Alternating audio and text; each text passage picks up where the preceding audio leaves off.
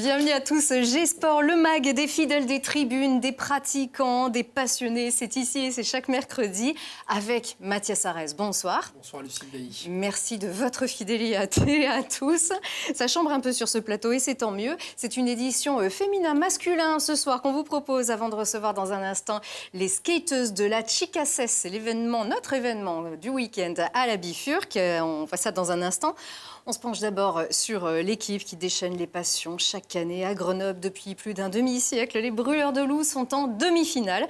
C'est pas une surprise, mais ça fait du bien de le dire. Jeff Dufour, bonsoir. Bonsoir. Ouais, ça fait du bien, hein? Ah, c'est une chose faite. C'est certain qu'on a bien abordé ce premier tour, puis on est content d'être en demi-finale. Et on est content pour vous. On rappelle que vous êtes le manager général du club. Ancien entraîneur aussi, ancien joueur à Briançon, hein, je crois, c'est ça? Et à Grenoble. Et à Grenoble, ouais. Bien sûr. Donc, on fête souvent vos qualifications, vos victoires aussi, parfois vos titres. C'était le cas il y a encore quelques mois ici sur ce plateau avec une belle Coupe Magnus. On espère qu'on se dirige vers la même chose pour l'instant. Donc, ces quarts de finale, c'était contre Chamonix. 4 victoires, 0 défaite. C'est propre. Ça n'a pas été aussi simple que ça. 4-3, 3-1, 7-0, ça va. Et puis 5-4. C'est quoi votre bilan d'écart? Non, on est satisfait du sérieux qu'on a eu. Hein. C'est vraiment... On l'a abordé, la série, avec beaucoup de sérieux. On les a pas pris à la légère. C'était ça le plus important. On a fait toutes les petites choses, puis on va dire, ça a été des matchs serrés. Hein. Pratiquement tous les matchs jusqu'au 3e tiers ont été serrés. Notre avantage numérique a été excellent. Désavantage numérique également. Fait que ça a été les 2 points forts là, de la série. Mais comme je l'ai dit tout à l'heure, on est très content d'avoir été capable de finir en 4 matchs puis pouvoir se préparer pour la demi. Alors, quand on est champion de France en titre et qu'on a survolé la saison régulière, est-ce qu'on arrive quand même à savourer une qualification en demi-finale ou on reste focus objectif final? Une étape à la fois. C'est certain qu'on y pense tous. Hein. On se dit on veut y retourner, on veut défendre notre titre, mais déjà, on a à qualifier pour la demi, puis on va avoir un adversaire de taille. Il va falloir être prêt, puis on a déjà commencé le travail. Alors, votre adversaire, on ne le connaît pas encore. Ce sera Amiens ou Mulhouse. Cette drôle de série n'est pas encore finie. On sait que les 2 premiers matchs ont été remportés à l'extérieur par Mulhouse à Amiens. Puis, Amiens est allé gagner à Mulhouse 2 fois. Cette fois-ci, Amiens a vraiment pris l'avantage au Coliseum. Peut-être avec une qualification dès vendredi. Est-ce que vous craignez davantage Amiens ou Mulhouse? Non, c'est 2 équipes qui se ressemblent énormément. Dans leur façon de jouer, on peut dire peut-être un petit avantage du côté d'Amiens en expérience, en expérience de play-off. Sur les 3 dernières années, sont en play-off, ils ont fait 2 demi, je crois. Fait que c'est une équipe qui réserve un peu plus d'expérience que Mulhouse, mais c'est 2 très belles équipes, puis il va falloir être prêt. Mulhouse, ancien champion de France, hein? Il y a quelques années de ça. Je crois que c'est avant que j'arrive en France. C'est 2004, 2005, quelque chose comme ça. Comment on se prépare à une semaine d'une demi-finale quand on ne connaît pas encore son adversaire? Ouais, la première chose qu'on a fait, c'est qu'on a bien récupéré on a joué 4 matchs en 5 soirs hein, sur le corps. Fait qu'on a donné vraiment congé aux joueurs. Prendre soin des bobos, mental aussi, très important. Fait qu'ils ont eu repos jusqu'à ce matin. Fait que ça a été 3 journées complètes là, qui a fait énormément de bien. Puis on l'a senti dès ce matin, là, l'entraînement, beaucoup de vie, beaucoup d'énergie. Fait qu'on reprend crescendo. Hein, c'est se mettre en place sur les choses aujourd'hui. C'est les choses que nous, on veut améliorer sur notre système à nous par rapport qui on pense jouer.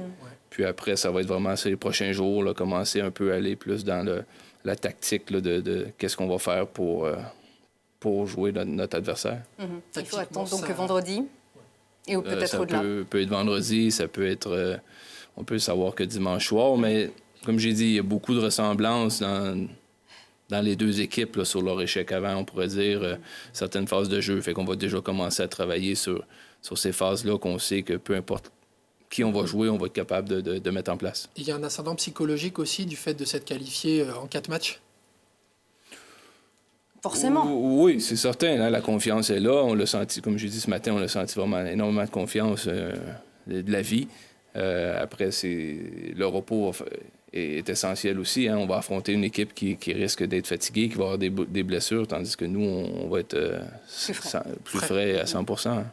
Alors, avec tout le respect qu'on a pour toutes ces équipes de cette Ligue Magnus, pour le public français en général, qui ne suit pas forcément le hockey, il y a au moins un intérêt, c'est un feuilleton à suivre chaque année. Ce sont les confrontations avec Rouen, cette rivalité sportive avec Rouen sportif, parce que ça se passe bien aussi en dehors avec les supporters, tout se passe bien, il y a une très, très saine rivalité. Rouen donc s'est qualifié en 4 matchs et 4 victoires, à peu près avec le même parcours que vous, hein, face à Gap.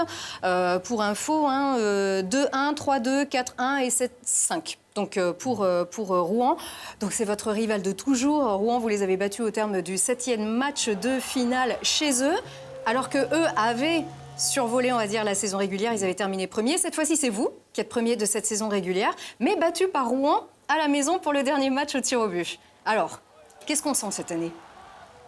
On met tout ça derrière nous. On regarde en avant. Hein, c'est pas...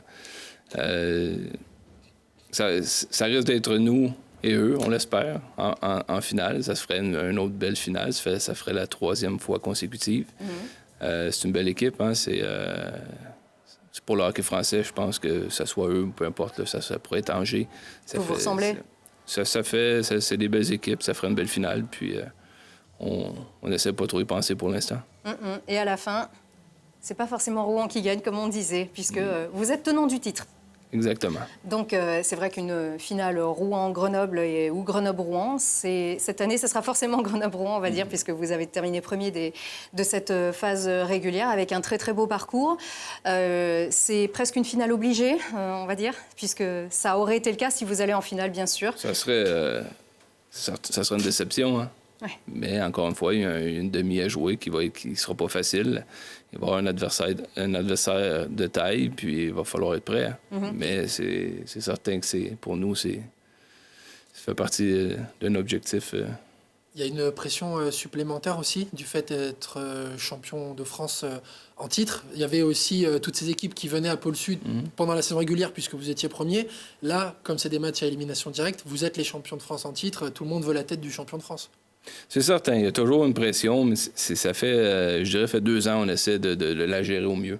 Pas d'en faire une pression négative, hein, pour la prendre comme un défi, un challenge. Puis, à un certain moment, surtout en saison régulière, c'est se préparer pour les playoffs puis être prêt au bon moment. C'est ça qu'on a fait sur les 2 dernières saisons. Fait que le discours avec nos joueurs, c'est pas avoir de regrets, de performer, de donner notre maximum, puis d'arriver à tous les jours, puis de travailler dans le bon sens. Fait que on sait qu'on a une équipe avec énormément de talent. On leur fait confiance. On a beaucoup d'expérience. Puis c'est un peu le discours qu'on a avec eux. Hein. Il y a eu des matchs tout au long de la saison. Tu joues des équipes un petit peu moins bonnes. C'est certain que la prestation n'est pas à la hauteur. On pourrait être un peu déçu des fois, mais au final, on a confiance en le groupe qu'on a construit, puis on sait qu'ils peuvent faire énormément de bonnes choses. Bon, l'enjeu de la saison, garder cette Coupe Magnus. Depuis que je vous suis, je vais faire le loup. On n'avait pas vu donc les Brûleurs conserver leur titre. Leur Coupe de France, oui, c'est sûr, en 2008 et 2009, mais pas la coupe Magnus. Je crois que c'était arrivé dans les années 80, j'ai pas vérifié avant, mais je en tout cas...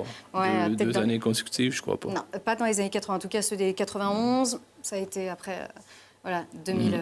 Bon, hein, voilà, c'est pour s'en souvenir, hein, 2007, 2009, et puis l'an dernier, il doit en manquer un. Bref, 98, ça y est, on est bon.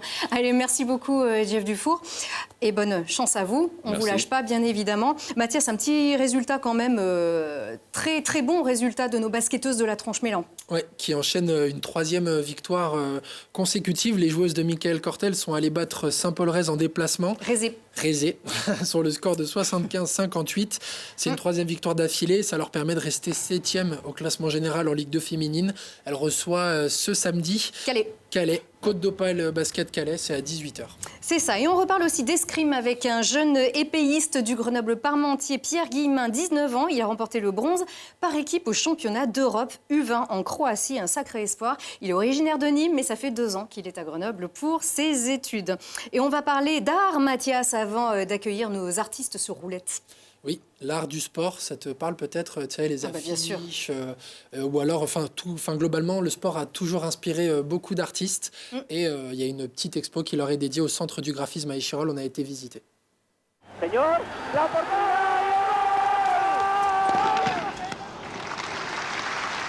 Quand le sport devient un art, L'image et la représentation envahissent le monde qui nous entoure. Une caricature, un photomontage ou un logo, rien ni personne n'y échappe. Et qu'en est-il de ces spectacles que peuvent représenter un match de foot, de basket ou de tennis ?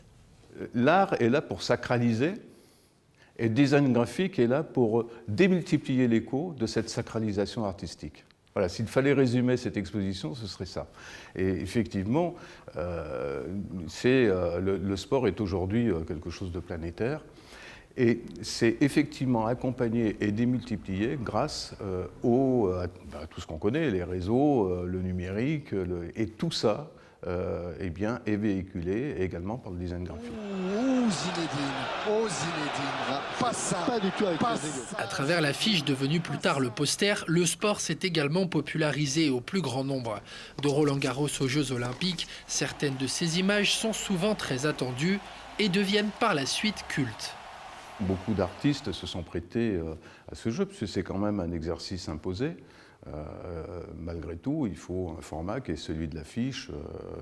Mais c'est quand même aussi la grande idée que l'art peut être finalement à la portée de chacun.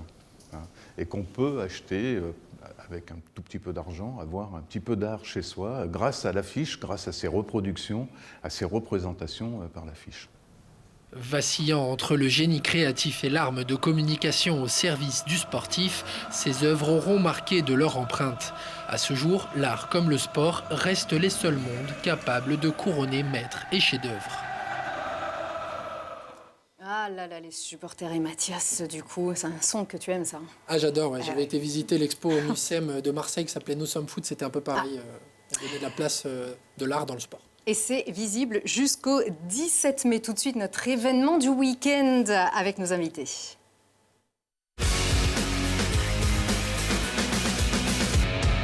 Et c'est un sport olympique au titre des sports additionnels. Tokyo 2020, si tout va bien, bien évidemment du côté du Japon. Plus près de nous, elle s'éclate sur le skatepark de la Bifurque qui accueille la Chikasses 5e du nom.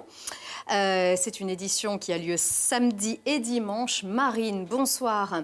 Bonsoir. Aloha, bonsoir. Bonsoir. Merci d'être avec nous. Vous n'êtes pas du tout stressé sur ce plateau. Tout est parfait. Et pourtant, franchement, on a énormément de respect pour ce que vous faites. Vous allez comprendre tout de suite. Vous organisez cette rencontre, Marine. Ça veut dire quoi, Chikasses? C'est un tournoi? C'est des démos? Alors, c'est un peu de tout. Donc, on commence par des initiations qui permettent aux jeunes filles de découvrir le skateboard, de accompagner d'entraîneurs qui vont les coacher, leur éviter d'avoir peur. Après, on enchaîne sur des pratiques partagées. Du coup, moi, c'est un concept qui me tient vraiment à cœur, c'est que... Pratiques partagées. Ouais, c'est qu'en fait, il y a les garçons qui sont autorisés à venir avec. D'accord.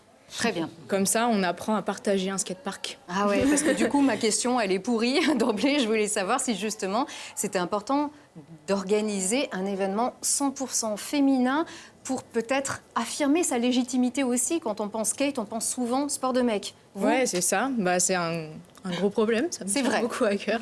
Ouais. Et oui, en fait, cet event, c'est pour rassembler les filles de partout, de France, d'Europe, de faire bouger, de se dire on est ensemble, on fait toute notre passion, on kiffe sur notre skate et on a une légitimité et on existe et à un moment, il faut nous regarder nous aussi, quoi.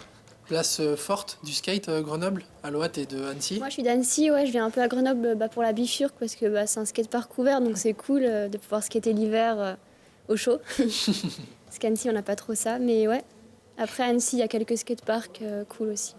Et il y en a aussi autour de chez nous, quand même. Ouais. Et voilà, à ciel ouvert. Et à la Bifurque, qui est un lieu qui vit aussi, ou vraiment qui brasse aussi toutes les cultures. Et qui brasse toutes les générations et des très jeunes filles, voire des fillettes carrément, qui participent. Là, dans les cours, en fait, ils sont à partir de 7 ans. Donc les plus jeunes sont autour de 7 ans. On a une petite mascotte à Grenoble, coucou Charlie. Ouais. C'est la plus jeune qui fait la Chikasses et...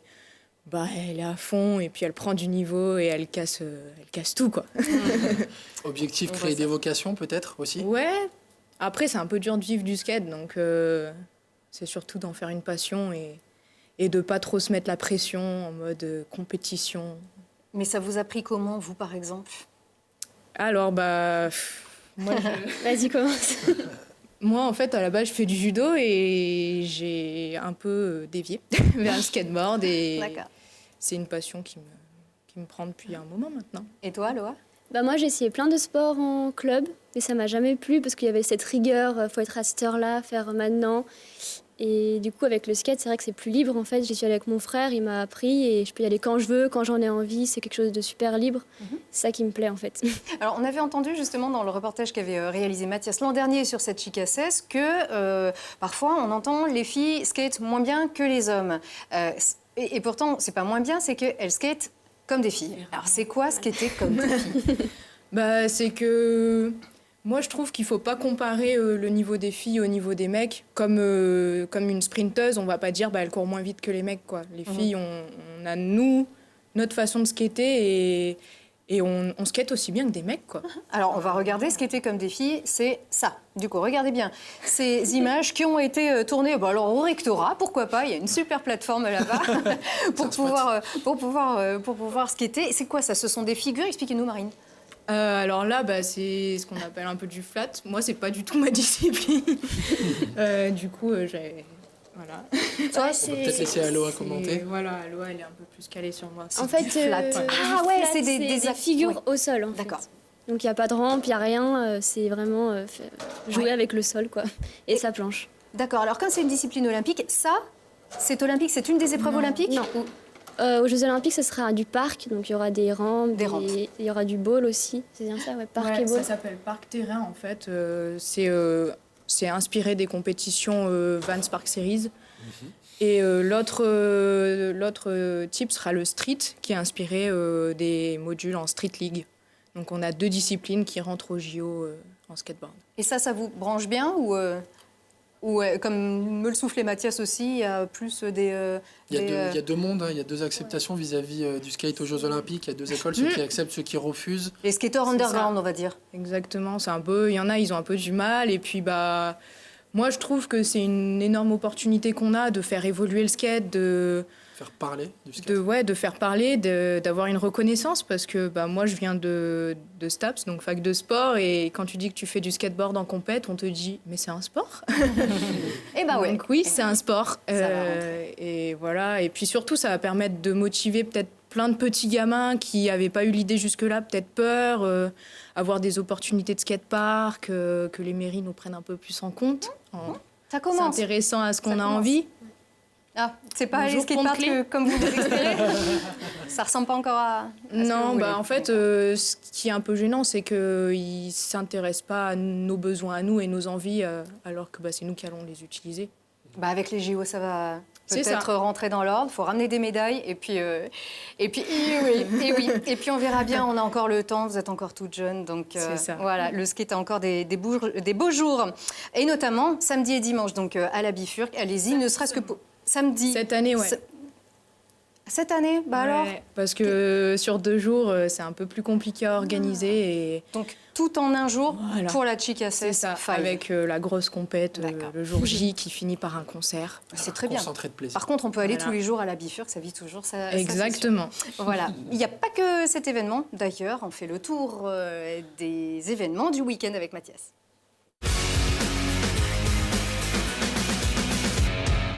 Vendredi 6 mars à 20h, le GF 38 reçoit Valenciennes pour se relancer après 2 défaites consécutives. Objectif, s'imposer au Stade des Alpes.